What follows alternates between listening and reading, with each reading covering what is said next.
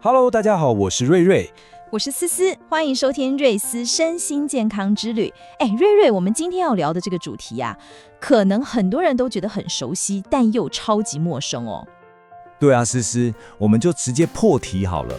大家听一下这个问题：你或是你旁边的枕边人会不会打呼？哈哈，我想很多人听到这个问题就会会心一笑，想说有啊，吵死了，对不对？觉得这不过就是个小困扰，甚至还有人以为打呼就代表睡得很沉很香。但是如果这个鼾声是那种一下子很大声，然后又突然之间完全没声音，一片死寂，那可能就不是睡得好，而是身体在发出求救讯号了。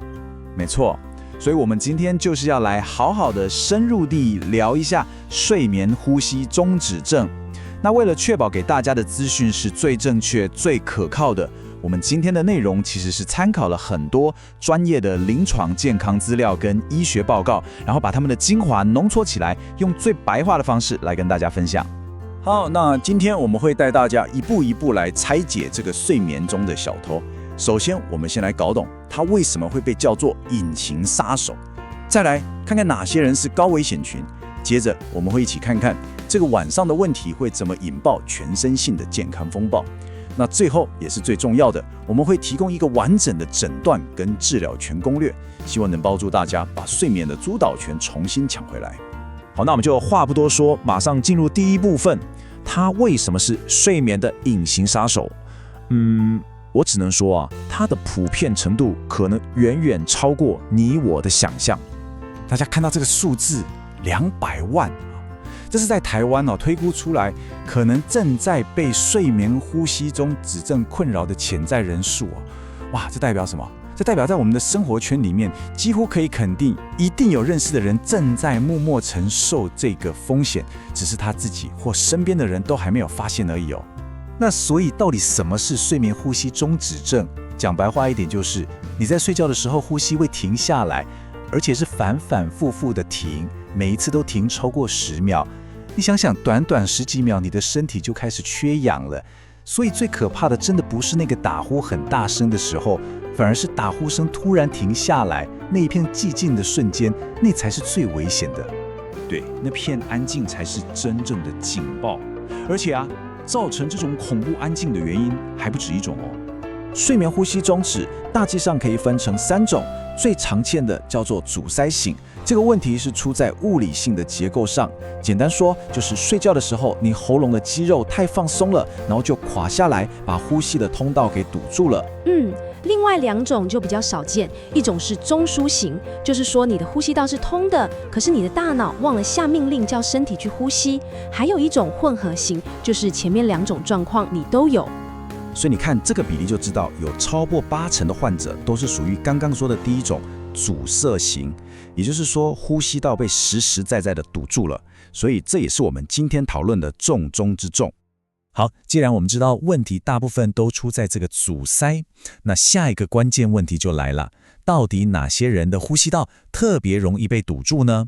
来，大家可以检视一下自己或身边的亲友有没有符合这些特征。首先，从性别来看，男性的风险是女性的2到8倍这个差异其实非常大。思思，不过各位女性朋友们先别高兴得太早，因为女性在停经之后少了荷尔蒙的保护，上呼吸道的肌肉也容易变松，所以风险会快速的飙升到跟男生一样高。所以说，这绝对不是男性的专利。好，那除了性别之外，肥胖是影响最大，但同时也是最可以逆转的因素。因为脖子周围的脂肪会直接压迫到呼吸道大家可以回家拿个皮尺量一下自己的脖围如果男生超过43公分，女生超过38公分，风险就大大增加了。对，还有一些是天生的因素，比方说下巴比较小、比较后缩，或是扁桃腺比较肥大。当然啦，像抽烟、睡前喝酒、吃安眠药这些生活习惯，都会让本来就有点窄的呼吸道可以说是雪上加霜。刚刚我们一直强调肥胖是个关键因素，但是体重到底有这么大的影响力吗？我们来看一个关键的数字，10%。你可能想说，体重增加10%听起来好像也还好嘛，但它对你睡眠的冲击到底有多大？答案揭晓咯，你的体重每增加10%，你得到睡眠呼吸中止症的风险就会跟着飙高超过30%，是不是很惊人？这个关联性真的非常非常直接。但反过来说，这也证明了体重管理对于改善这个问题效果会有多么显著。好，了解了原因还有哪些是高风险族群之后，接下来这部分真的非常关键。因为很多人都以为这不就晚上的事吗？白天就好了。但事实上，它会在我们的身体里面掀起一场全面的健康风暴。你可以想象一下，晚上一直反复缺氧，就好像让你的身体整晚都在溺水一样。这会让你的交感神经过度兴奋，引发那种很顽固的高血压，就是你怎么吃药都降不太下来的那种。同时，它就像推倒了第一块骨牌，接下来中风、心脏衰竭、心房颤动，甚至是失智症的风险，都一个接着一个跟着来了。对，特别要提一下它跟糖尿病的关系。有统计显示，至少有1/3的第2型糖尿病患者，同时也都有睡眠呼吸中止症。为什么？因为身体在缺氧的压力之下，会分泌一些压力荷尔蒙，这些东西会直接去干扰胰岛素的作用，结果就是让你的血糖更难控制。哎呀，这些对大人的影响就已经够吓人了。但大家有没有想过，如果这件事发生在孩子身上呢？这是一个常常被家长忽略，但后果可能更严重的问题。对孩子来说，睡眠呼吸中止症不只是健康问题，它根本就是发育的杀手。思思，儿童跟成人的状况差很多哦。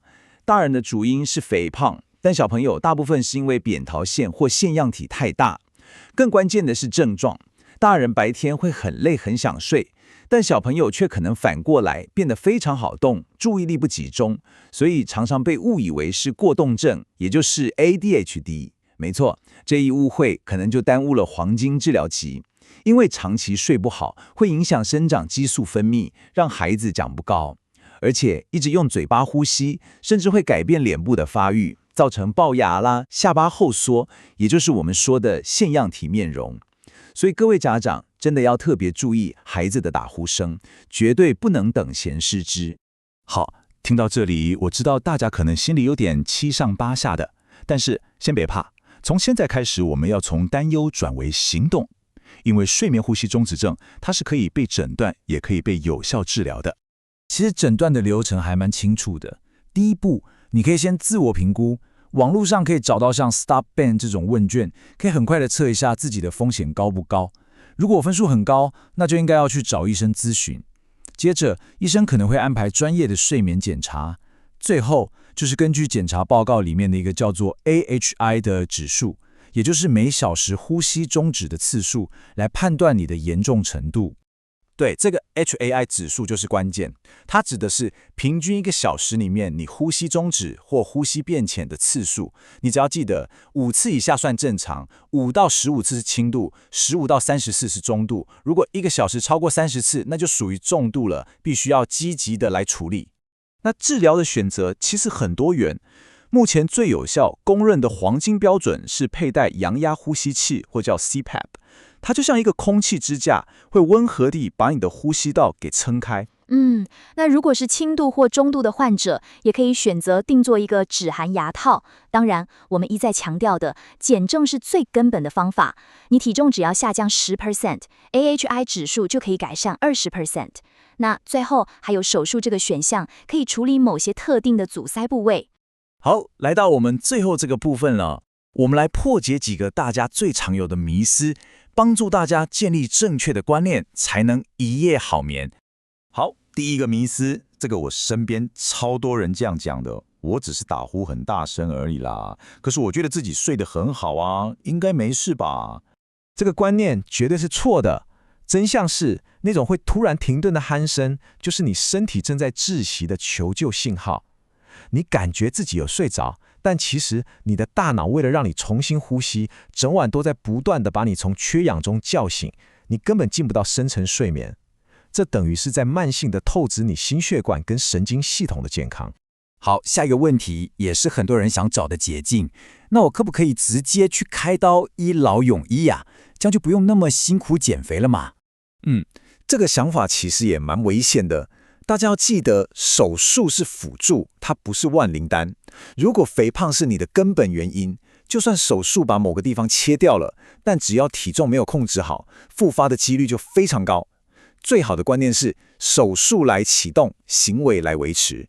先用手术打通当下的道路，再靠健康的生活习惯来维持这条路的长久通畅。好的，来到尾声，我们快速为大家总结今天的几个重点。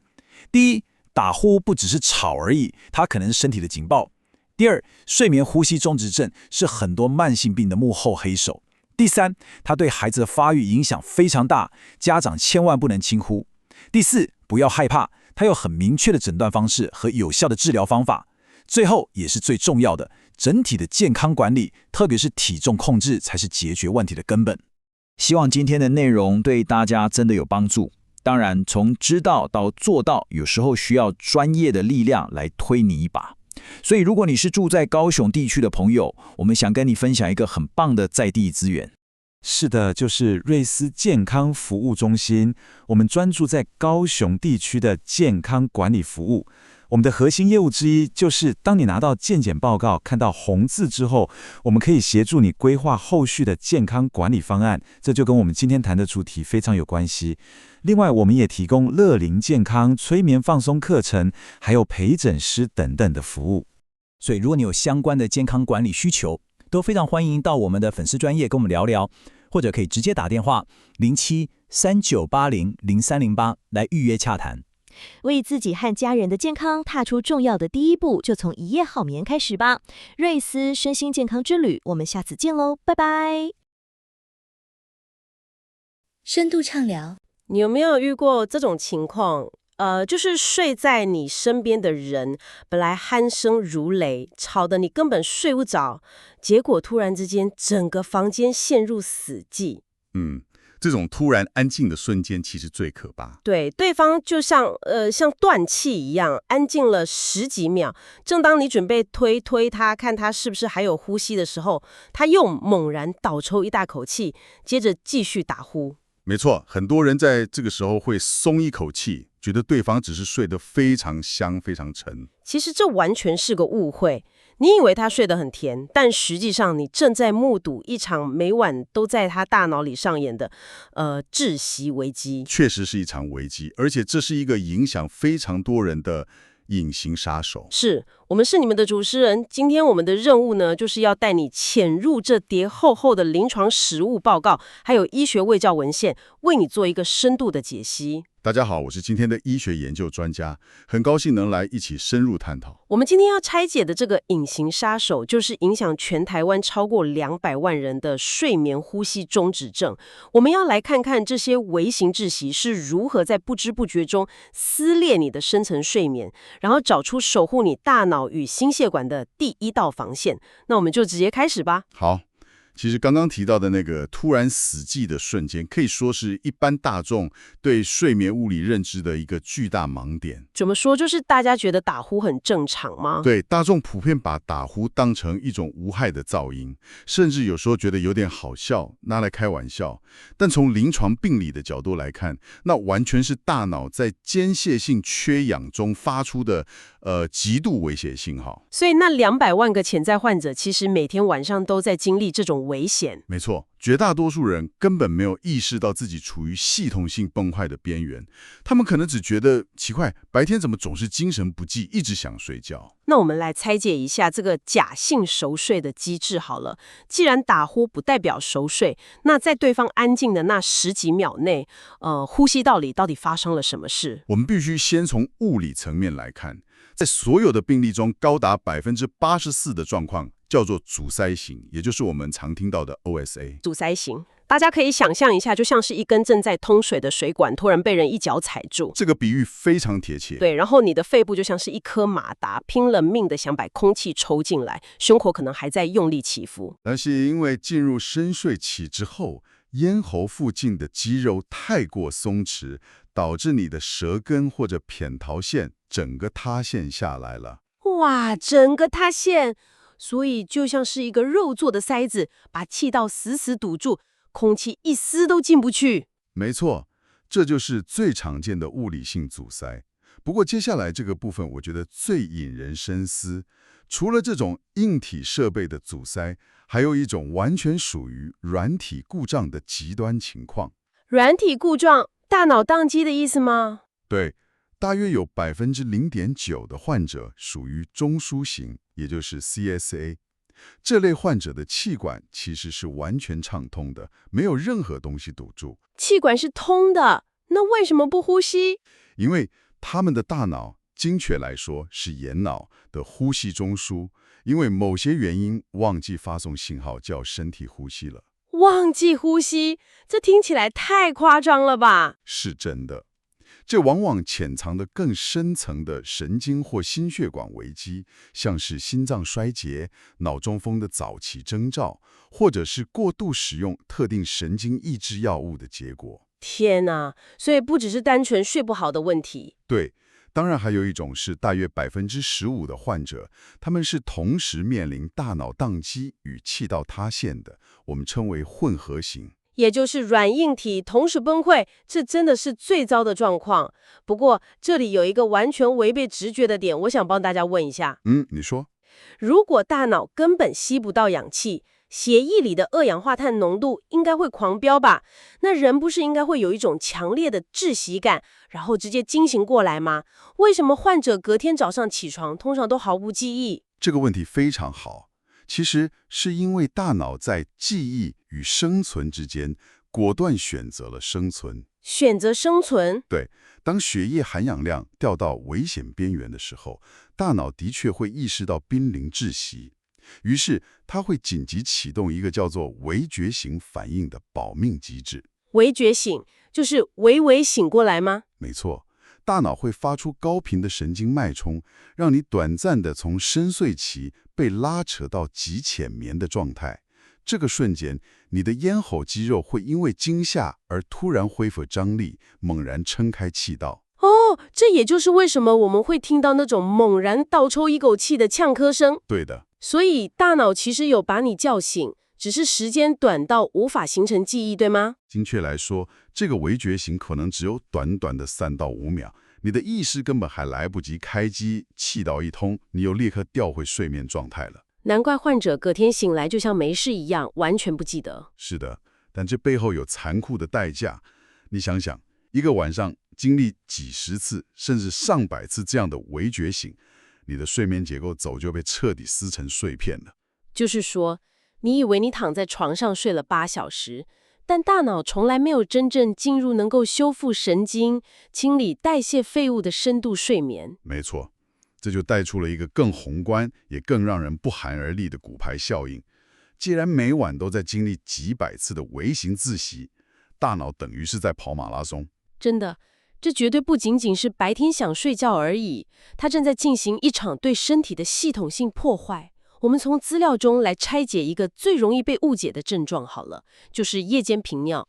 这个非常经典。很多人以为半夜起来尿尿超过3次，是因为睡前水喝太多，或者是觉得自己泌尿系统老化了。但其实源头往往在呼吸道。对，资料里解释的超清楚。当气道被堵住，肺部又拼命想吸气时，整个胸腔会产生极大的负压。没错，这个负压就像真空吸尘器一样。哇，真空吸尘器，这形容很可怕。所以这个负压会不断去拉扯你的心脏。对，心脏承受着这种巨大的物理扩张压力，它会产生错觉，以为体内的水分过多，血压太高。所以心脏就被骗了。可以这么说。于是心脏被迫分泌一种叫做心房利尿钠肽的荷尔蒙，强迫肾脏立刻把水分排掉。这就是为什么一直想去上厕所。原来如此，这机制解释的真的非常透彻。而且当我们把视野拉高，就会看到整个心血管系统是如何在夜间被摧毁的。人类在正常睡眠时，副交感神经本该接管身体，让血压下降，心跳放慢，也就是身体要进入放松的休眠模式。对。但对于呼吸中止症的患者来说，每一次的窒息都在触发警报，强迫交感神经进入极度亢奋的战斗或逃跑状态。也就是身体以为你遇到危险了。没错，身体会大量分泌肾上腺素，导致本该休息的血管整夜都在剧烈收缩，血压狂飙。这就直接解释了为什么重度患者死于心肌梗塞或中风等心血管疾病的几率是一般人的2到3倍。2到3倍的死亡风险，这已经不是单纯的睡眠问题了，这根本是慢性谋杀。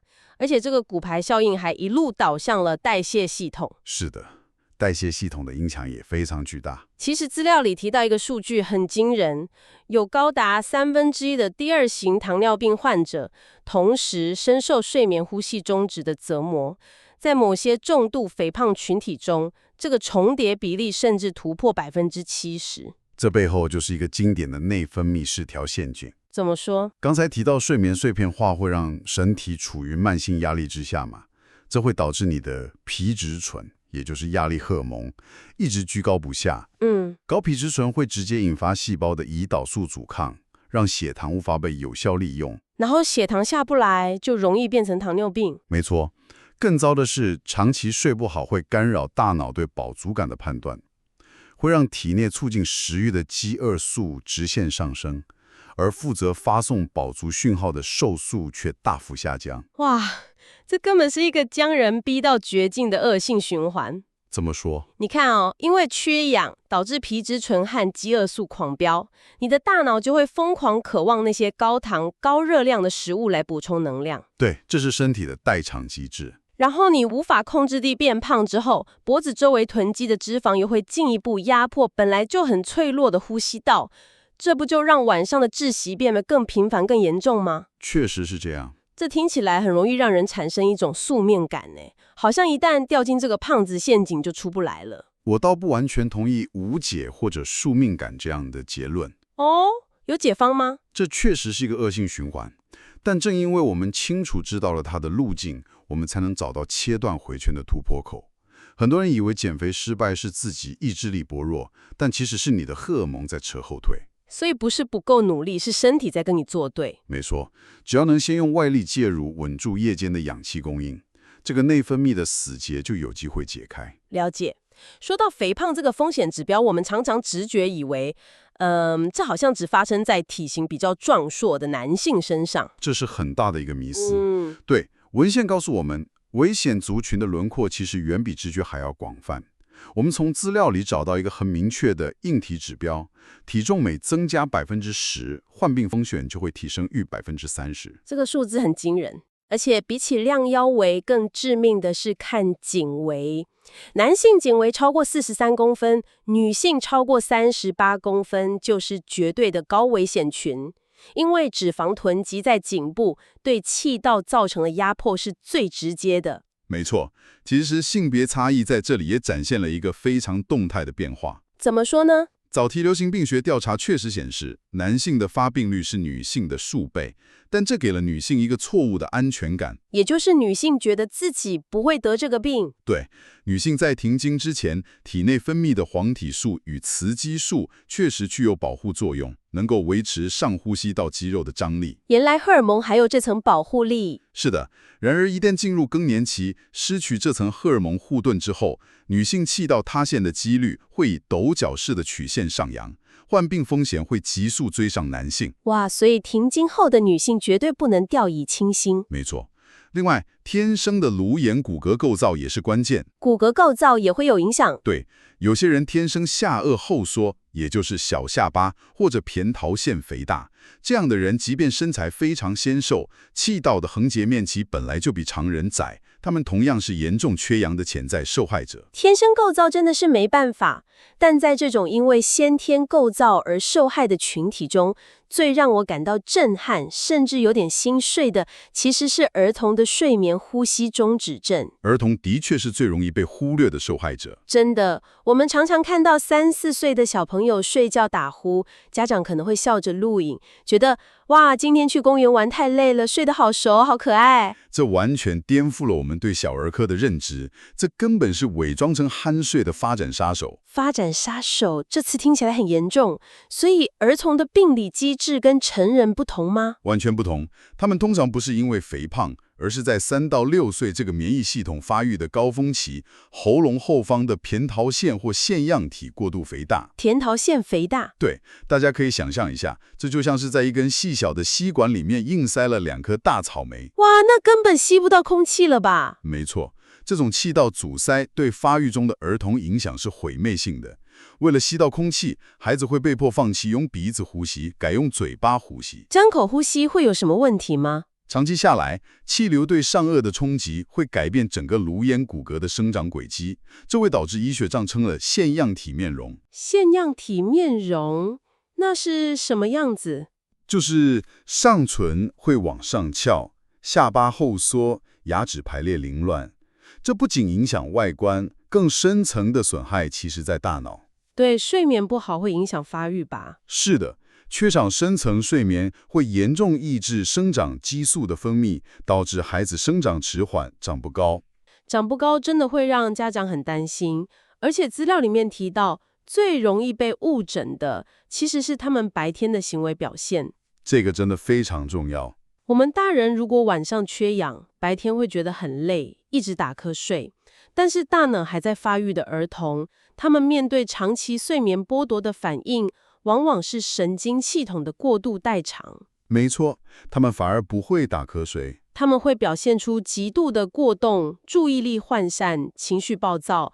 我看过资料里面的临床报告，有非常多孩子因为在教室坐不住，被直接贴上 ADHD， 也就是注意力不足过动症的标签，甚至因此开始服用精神科药物。对，但他们根本的问题只是大脑从来没有获得足够的氧气去好好休息而已，这真的很冤枉。将一个因为呼吸道阻塞而焦躁不安的孩子误判为神经发展障碍，这真的是临床上最令人扼腕的盲点。真的。这也是为什么当家长发现孩子有过动倾向，而且伴随夜间严重打呼的时候，第一站应该是去评估睡眠结构，而不是直接寻求行为药物治疗。没错，各位家长真的要特别注意。那既然我们已经把这个隐形的窒息危机彻底摊在阳光下了，它跨越了年龄、性别，甚至操纵了我们的内分泌和行为。是的，影响层面非常广。那么对于正在收听的你，如果怀疑自己或家人已经身处这个恶性循环中，我们到底该如何用科学的方法夺回睡眠的主导权？其实所有的治疗都必须建立在精确的数据上。大家可能会在网络上做一些居家量表，但那只能做初步的风险筛检。那真正的黄金标准是什么？真正的诊断黄金标准是进入医院的睡眠中心去睡1个晚上，做多项睡眠生理检查，也就是 PSG。 去医院睡1晚，这样能查出什么？这样能精准算出你的呼吸中止与浅呼吸指数，我们称为 AHI。 我们通常以每小时中止5次作为正常的阈值，也就是1小时内呼吸停止不超过5次都算正常。对，但一旦超过30次，那就进入了重度缺氧的警戒区了。1小时停30次，等于每2分钟就窒息1次耶。那确认重度之后，面临的就是治疗了吧？这也是最多患者产生抗拒的地方。确实，很多人一听到治疗就却步。目前的第一线标准疗法是持续性阳压呼吸器，也就是 CPAP。我身边有朋友一听到这个反应都是，难道我下半辈子每天晚上都要戴着一个像黑武士一样的面罩睡觉吗？戴面罩的确会让人觉得不舒服。对啊，他们觉得这太影响生活品质了，甚至会焦虑到睡不着。这种抗拒心理非常普遍，这是可以理解的。但我们其实可以换个角度来看阳压呼吸器的运作逻辑。怎么换个角度？它并不是代替你呼吸的维生设备，而是一个极度聪明的空气支架。空气支架？没错，机器透过面罩稳定地将室内空气打入你的气道，利用气流的物理正压，把那些松弛塌陷的舌根和软腭强行撑开。所以是用风把气道吹开的概念。对，只要气道一通，大脑不再经历微觉醒，你的皮质醇就会下降，交感神经也终于得以休息。听起来效果很直接。是的，很多人在适应面罩之后，反而会经历一种重生般的清醒感。重生感这么夸张？真的，因为那是他们几十年来第一次体会到什么叫做真正的深层睡眠。哇，那真的是很棒的体验。那对于真的无法忍受面罩摩擦感，或者觉得睡觉还要带管子太焦虑的人呢？这也是临床上常遇到的问题。常常有人会问，我直接去耳鼻喉科开刀，把喉咙里多余的肉切掉，像是扁桃腺切除，是不是就一劳永逸了？很多人会有这种想法。对啊，他们还会觉得，开完刀我气道就通了，那我也不必辛苦减肥了吧？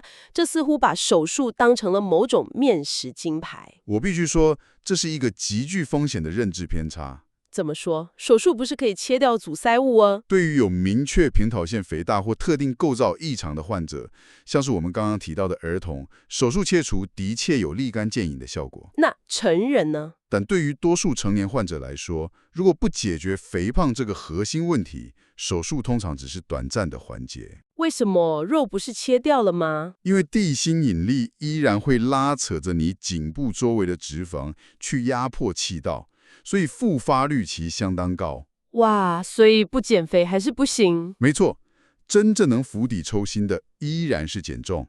临床数据显示，体重只要下降10%，AHI 指数通常就能改善大约20%。说到减重，这就呼应到我们前面提到的内分泌死结了。